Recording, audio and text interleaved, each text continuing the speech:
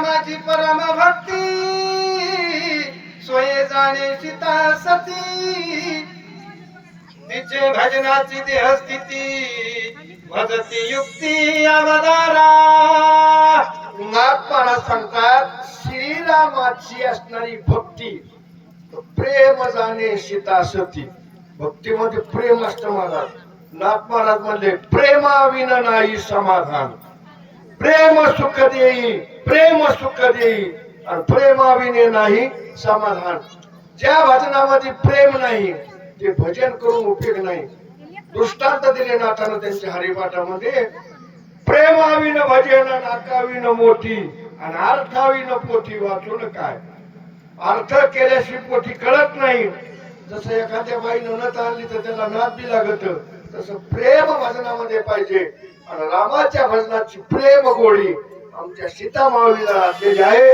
हे नाथ महाराजच कबूल करायचे आत्मा श्री रघुपती पाहती वेद शास्त्र उत्पत्ती ऐसी जे का निज प्रतीती भजन भक्ती ते नाव हृदयामध्ये असणारी परिस्थिती ह्याच असणारं वर्णन सुरती शास्त्र आणि असणारी परिस्थिती घेतलेली हे तर शास्त्रानं काय सांगितलेलं आहे सुरती म्हणती नेती नेती रे एक गोविंदू रे तुझं सगुण मनोखी निर्गुण रे ज्या देवाचं सुरतीनं म्हणजे सुरती म्हणजेच यदानं वर्णन केलेलं आहे तो असणारा यदाची निर्मिती एक कुठून निर्माण झाले महाराज भगवंताच्या कंठातून निर्माण झालेले ओम नमोची आद्या आणि एक परती पात्या ज्ञानवरायला पहिल्याच ओळीमध्ये त्याचा उल्लेख केलेला आहे का रे तिची भक्ती धरिता चित्ती श्रीराम दिसे सर्वाभूती हे दृष्टीची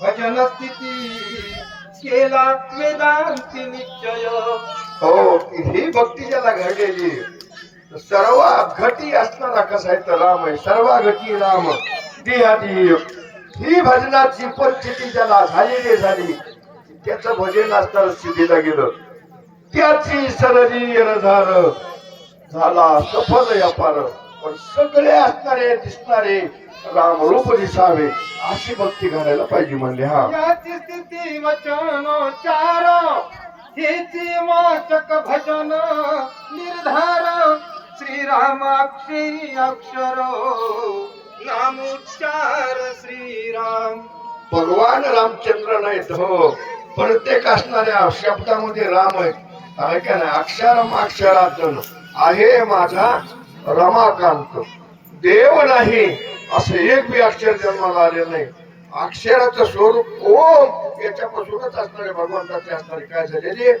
आकृती उकृती असणारे 3.5 मात्रामध्ये ज्याची असणारी माहिती वेदशास्त्रानं सांगितले तो माझे प्रभू रामचंद्र आहेत असं वर्णन करायचे श्रीराम जय राम अक्षरे क्षराक्षरातीत परे भवानीशी शंकरे अत्यादर सांगितली श्रीराम जय राम श्रीराम जय राम हे जे अक्षर आहे परेच्या पलीकडे हो ऐका नाही वैखरी उणी दोरी परेचे अपरता वैखरी उणी दोरी जे भगवान रामचंद्र आहेत आणि हेच अक्षराचा जप मी करतो उमेला म्हणजे पार्वतीला सांगितलं कोणी भगवान शंकरानं आपला संप्रदाय तिथून सुरुवात झालेला आहे आदिनाथ उमा बीज प्रगटले आणि मच्छिंद्रा लाभले सहज सिद्धती आधी मायाला सांगितलेलं ब्रह्मज्ञान माशाच्या पोटात कवी नारायणानं ते ग्रहण केलं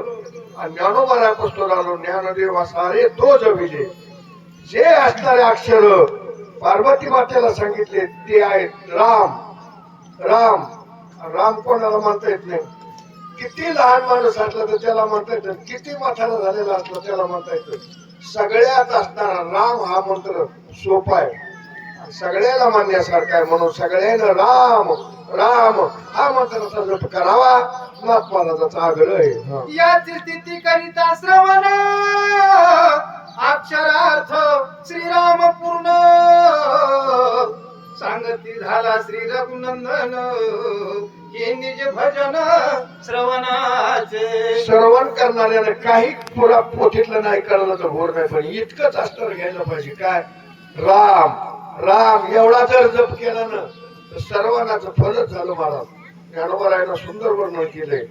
तैसा मनाचा मारू न करिता, इंद्रिया दुःख न देता, मोक्ष असे ऐता सर्वांना माती. ताई लय मी चांगला सांगणार आहे, मला गर्व होऊन मातीत जाईल एखादा. लय मला वाचता येते, आमचे दादा म्हणते म्हणून यायला बी गर्वामुळे माती होईल. सगळ्याची माती होती. वाचिणाऱ्याला वाटतं मी लय वाचिणार, त्याची माती होती, गायकाची माती होती, पण ऐकणाऱ्याची माती कवाच होत नाही. तेच कोणाच्या विमातेला हजर असतील का म्हणून त्याला विचाराने निष्पाप ऐकलेलं असते. ऐकण्यामधूनच मोक्ष येतात या. म्हणून सर्वांनाचे आम्ही महाराज ऐकायचं नको वाटायला. महाराज कोणीच कोणाचं ऐकणं, बायको नवऱ्याचं ऐकत नाही, पोरग बापाचं ऐकत नाही. ऐकावं महाराज. आणि ना तुकाराम महाराजांना असं आग्रह केला, दोन गोष्टी ऐकायच्या. ऐकायची तुम्ही भक्त भागवत, भागवत कथा ऐका, माझ्या प्रभू रामचंद्राची कथा ऐका. त्या असणाऱ्या कथा जर ऐकल्या तर जन्माची यथा निवृत्त होती महाराज. पापच राहत नाही. कशानं? नाम चिंतनानं. सर्वांभक्ती सगळ्या श्रेष्ठ सांगितली. आणि या रामायणातून राम हा शब्द असताना प्रत्येकानं जर घेतला कल्याण झाल्याचे राहणार नाही. हा रसासी श्रीराम स्वदता, रसने राम राम रसज्ञता, ऐसे रस भोग भोगिता, श्री रघुनाथा निज भजन. प्रत्येक असणारे किती चिंतन मांडलेलं येतात मांडला भारतनाथ महाराजांना. रसना, रसना म्हणजे कसले? रसना म्हणजे आपली असणारी जीवन ही नाही, आपल्याला असणारी आवड. आवडीला काय आवडतं महाराज? जिव्हा लालचा वली भोजन, ऐकलंय? शुद्ध ग्रंथ सकल्प कवांना, निंदिले उपांना. ते नाथ महाराजांना पाठच्या भांडात वर्णन केलंय. ही जीव रसनेकडे गेलेली. तर रसनाच कशी व्हायला पाहिजे? रामरूप व्हायला पाहिजे. तिला जर रामरूपाची गोडी लागली तर तुकोबाराय म्हणले, राम रसाची चवी आणि अन्य रस रचती केवी. राम रस ज्याला जिभेने चाकलेला आहे त्याला कोणताच रस घ्यावा लागत नाही. रस बरे येतो का तात्या? कोणते कोणते रस तुम्हाला माहिती? मला एक दोन माहिती नाही. आंब्याचा एक रस आहे, एक ऊसाचा एक रस आहे, पुन्हा एक रस आहे म्हणजे त्या नवसागरचा एक रस होतो. तो रस घेणारा रस्ताच पुरत नसतो, काय काय नाही. तेव्हा रस नसतो. पण एक रस सांगितलाय भक्ती मालिकेमध्ये.